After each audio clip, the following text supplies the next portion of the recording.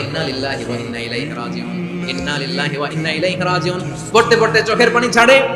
আর চিন্তা করে বিশ্বনবী বললেন, এই দোয়া পড়লে যেটা হারালাম তার চেয়ে ভালো কিছু দিয়ে আল্লাহ পুরস্কার দেয়। আবু সালামের যে ভালো মানুষ মদিনার মধ্যে আর কে হতে পারে? কি আজীব তামাশা, কি অবাক করা ঘটনা। কিছুদিন পরে দেখা গেল সাইয়্যিদুল মুরসালিন রাহমাতাল লিল আলামিন স্বয়ং বিশ্বনবী উম্মে সালামাকে বিয়ের প্রস্তাব পাঠিয়েছে। স্বয়ং বিশ্বনবী উম্মে সালামা রাদিয়াল্লাহু তাআলা থেকে বিয়ের প্রস্তাব পাঠিয়েছেন। উনি রাজি হয়ে গেলেন, বিয়ে হয়ে গেল, উনি হয়ে গেলেন উম্মুল মুমিনিন, আমাদের মা, পুরো মুসলিম উম্মার মা। চিৎকার করে বলেন আল্লাহু আকবার। তাহলে আমার প্রাণপ্রিয় ভাইরা, বিপদে পড়লে আমরা পড়বো ইন্না লিল্লাহি ওয়া ইন্না ইলাইহি রাজিউন, আল্লাহুম্মা আজুরনি ফি মুসিবাতি ওয়া আখলিফনি খায়রাম মিনহা। যারা যারা বিপদ আসলে এই দোয়াটা পড়বেন এখন থেকে, আওয়াজ করে ইনশাআল্লাহ বলেন। যা হারাইছেন তার চেয়ে শ্রেষ্ঠ জিনিস দিয়ে বদলা দিবে কে? তাহলে বিপদে পড়লেই প্রথমে আমরা এটা পড়ব, শুনে শুনে মুখস্থ করবেন। আমার মায়েরা, আমার বোনেরা, আপনাদের জন্য 3টি মাঠের অ্যারেঞ্জমেন্ট করা হয়েছে, আমি জানি। আপনারা এই দোয়াগুলো করবেন, আপনার স্বামীকে শেখাবেন, সন্তানকে শেখাবেন, আপনার পুরো পরিবারটাকে জান্নাতের টুকরো বানিয়ে দিবে কে? তাহলে বিপদ আসলে প্রথমে কি পড়তে হবে এটা জেনে গেলাম। এরপরে বিপদ আসলে নিজেকে কি করে আল্লাহর কাছে সঁপে দিতে হয় এটাও জানার দরকার আছে না? বিপদে প্রথমে ইন্না লিল্লাহ পড়লাম, ধৈর্য ধারণ করলাম, বিপদ থেকে উদ্ধারের সর্বোচ্চ চেষ্টা করলাম। আমার কাজ যখন শেষ তখন আমি আমার এই বিষয়টা আল্লাহর কাছে সঁপে দিই। কার কাছে? বিপদে বললে কেমন করে নিজেকে আল্লাহর কাছে সঁপে দিতে হয় আসলে সাইয়েদনা ইব্রাহিম আলাইহিস সালামের জীবনী থেকে জানি। আল্লাহর খলিল ইব্রাহিম আলাইহিস সালাম আমাদের মতো সমাজ ব্যবস্থা পায় নাই। আমরা জন্মের পরে আমাদের কানের ভেতরে আযান দিয়েছে কে? একামত দিয়েছে কে? আমাদের বাপ-দাদারা আমাদের কানে আযান দিয়েছে কি দেয় নাই? আমাদের জন্মের পরেই তো আযান, একামত, বাড়ির পাশে মসজিদ, প্রতিদিন আযান, জুমার খুতবা, প্রতি মাসে মাসে তাফসীরুল কোরআন মাহফিল, মসজিদ, মিনারা, অভাব নাই। ঠিক কিনা বলেন? আপনি যে সুন্দর ইসলামিক এনভায়রনমেন্ট পেয়েছেন, আমাদের ইব্রাহিম খলিল উনি কি এরকম পেয়েছিলেন? হ্যাঁ, উনি জন্মের পর পরে ওনার কানে আযান দিয়েছে কেউ? আমার প্রিয় ভাইরা, আগা গোড়া একটা শিরকি পরিবেশ উনি জন্মগ্রহণ করেছেন। উনি ছাড়া ওই তল্লাটে একজনও আল্লাহর উপর বিশ্বাসী নাই। কল্পনা করতে পারেন? গোটা তল্লাটে, গোটা দেশে বিশ্বাসী মুমিন, আল্লাহর উপর বিশ্বাস স্থাপনকারী কয়জন? সবাই বলেন কয়জন? বাকি সব মুশরিক। বাকি সব মুশরিক নিজের সাথে নিজে শক্ত বোঝাপড়া করে, অ্যানালজি করে, সেলফ কনভারসেশন করে উনি মহা সত্যের সন্ধান পেয়েছে। উনি আকাশের তারা দেখে ভাবে মনে হয় এটাই আমার খোদা, পরে দেখে তারা নাই, মনে মনে বলে না তাইলে এটা না। আবার চাঁদ দেখে বলে চাঁদটা বড় মায়া লাগে, মনে হয় এটাই আমার রব, পরে দেখে চাঁদও নাই, কয় না এটা না। এরপরে দ্বীপ প্রহরের জলজলে সূর্যটা খা খা করে গোটা পৃথিবীটারে রৌদ্র দিয়ে তাতিয়ে রাখে। তিনি ভাবলেন মনে হয় এটাই আমার রব, কারণ এটাই তো সবচেয়ে বড়। কিন্তু বিকেল বেলা ওই সূর্যটাও যখন চলে যায়, সাইয়েদনা ইব্রাহিম বলে না এটাও তো নাই, আমার খোদা যদি আমারে ছেড়ে চলে যায়, বিপদে পড়লে আমারে উদ্ধার করবে কে? এভাবে নিজের সাথে অ্যানালজি, সেলফ কনভারসেশন করতে করতে করতে তিনি মহা সত্যের সন্ধান পেয়েছেন। সুবহানাল্লাহ।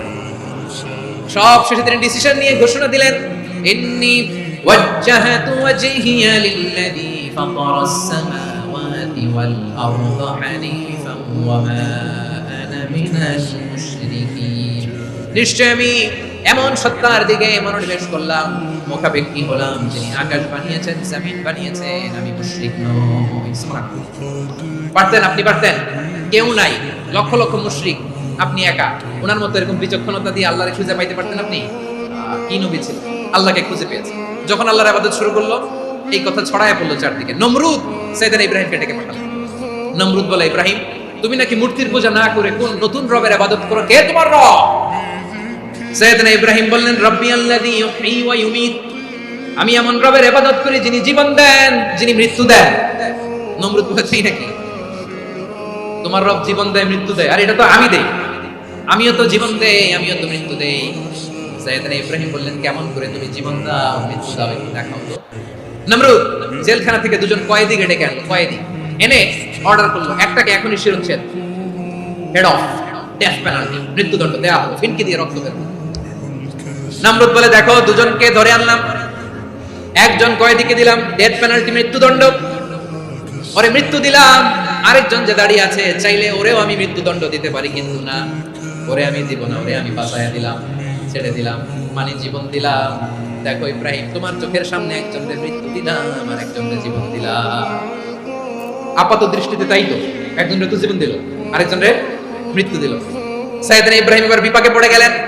কিন্তু এক একজন নবীকে আল্লাহ এমন উইজডম, বিচক্ষণতা দিয়ে এই জমিনে পাঠিয়েছেন, মুহূর্তের মধ্যে আল্লাহর খলিল ইব্রাহিম বললেন فإن الله يأتي بالشمس من المشرق فأتي بها من المغرب فبهت الذي كفر।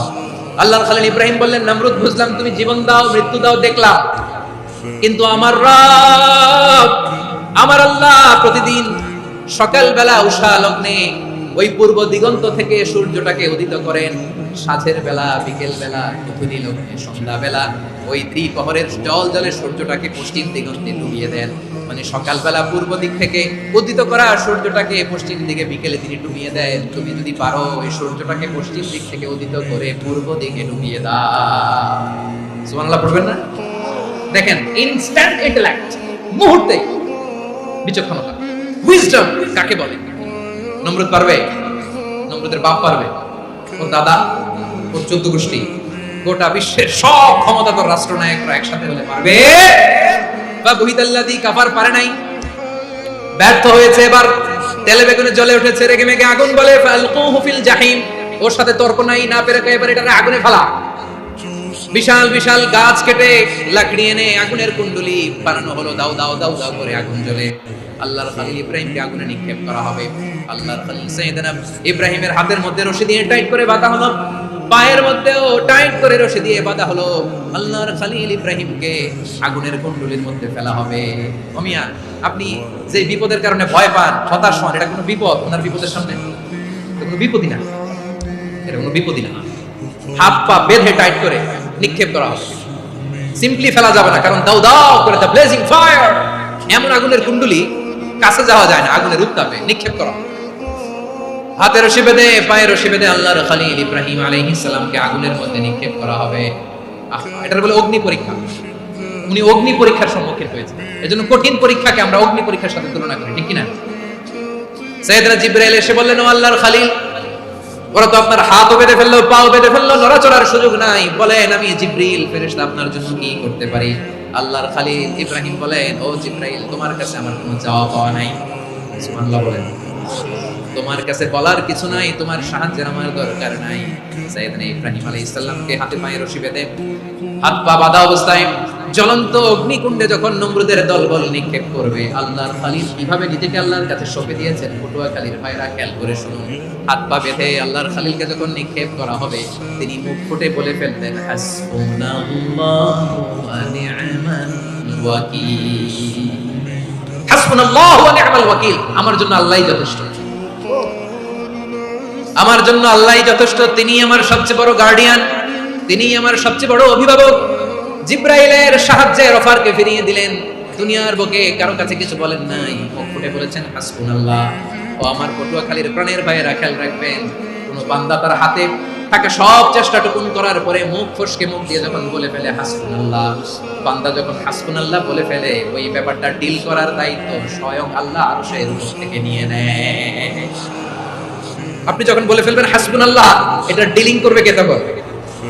বান্দা তার সাধ্যের সবটুকু চেষ্টার পরে নতজন হয়ে যখন বলবে হাসবুনাল্লাহ, আল্লাহ তুমি আমার জন্য যথেষ্ট, নি'মাল ওয়াকিল, তুমি আমার শ্রেষ্ঠ অভিভাবক, তখন তার কি দরকার না দরকার এটা ডিল করে স্বয়ং আল্লাহ। নিক্ষেপ করা হলো সাইয়েদনা ইব্রাহিমকে অগ্নিকুণ্ডলিতে। হাজার হাজার মানুষ এই দৃশ্য দেখার জন্য জড়ো হয়েছে এরকম বিশাল ময়দানে। কিন্তু কি অবাক করার ঘটনা, সবাই ভয় পাচ্ছিল, না জানে কি হয়ে যায়। আল্লাহর খলিলকে যখন আগুনের কুণ্ডলিতে নিক্ষেপ করা হয়, আল্লাহর খলিল ইব্রাহিম আগুনের কুণ্ডলির মধ্যে বসে বসে মানুষগুলোর দিকে তাকিয়ে হাসতে শুরু করে দেয়। কারণ আকাশ থেকে রব্বুল আলামিন স্পেশাল ভার্ডিক্ট নাজিল করেছেন, স্পেশাল হুকুম জারি করেছেন, কুলনা ইয়া নারুকুনি বারদান ওয়া সালামান আলা ইব্রাহিম। ও আগুন খবরদার, সৃষ্টি শুরু থেকে তোকে একটা ধর্ম আমি বাতলে দিয়েছিলাম, তোর ধর্ম আগুনের ধর্ম হলো যা পাবে জ্বালিয়ে সারখার করবে। আল্লাহ বলল, আগুন তোর ধর্ম দিয়েছিলাম, তুই সব জ্বালিয়ে পুড়িয়ে সারখার করে দিবি, কিন্তু ক্ষণিকের জন্য আমি তোর জ্বালিয়ে দেওয়ার ক্ষমতাটাকে কেড়ে নিলাম, জ্বালিয়ে ভস্ম করে দেওয়ার ক্ষমতা আমি কেড়ে নিলাম। কুনি বারদান, ঠান্ডা হয়ে যা, কিন্তু এত বেশি ঠান্ডা হবি না আবার আমার ইব্রাহিমের জন্য সর্দি লাগে না। সুবহানাল্লাহ, এত আস্তে বললে হবে? কুনি বারদান, বারদ মানে বরফ, ঠান্ডা, ঠান্ডা হ, কিন্তু এত ঠান্ডা হবি না যাতে আমার ইব্রাহিমের কষ্ট হয়। আগুন বলে, আল্লাহ একবার বললাম ঠান্ডা হ, আবার বলো এত ঠান্ডা হবি না যাতে খালিলের সর্দি না লাগে। কেমন ঠান্ডা হব, কেমন এনভায়রনমেন্ট তৈরি করে দেব বলো। আল্লাহ বললেন সালামান আলা ইব্রাহিম, আমার খালিল আমার ইব্রাহিমের জন্য তুই জান্নাতের গুল বাগিচা হয়ে যা। ও ভাই, নবী মুসার মতো ঈমান হলে রাস্তা হবে সাগর জলে, নবী ইউসুফের মতো ঈমান হলে একে একে দরজা খুলে, নবী ইব্রাহিমের মতো ঈমান যদি আজও থাকে বিদ্যমান, অগ্নিকুণ্ডে দেখতে পাবে খুব সুরতে সুহাগা। কুলনা ইয়া নারু কুনি বারদান ওয়া সালামান আলা ইব্রাহিম। বান্দা যখন মুখ দিয়ে বলে হাসবুনাল্লাহ, আমার আল্লাহ আমার জন্য যথেষ্ট, এই বলে যখন নিজেকে সঁপে দেয়, তার কি লাগবে ওই দায়িত্ব স্বয়ং নিয়ে নেয় কে?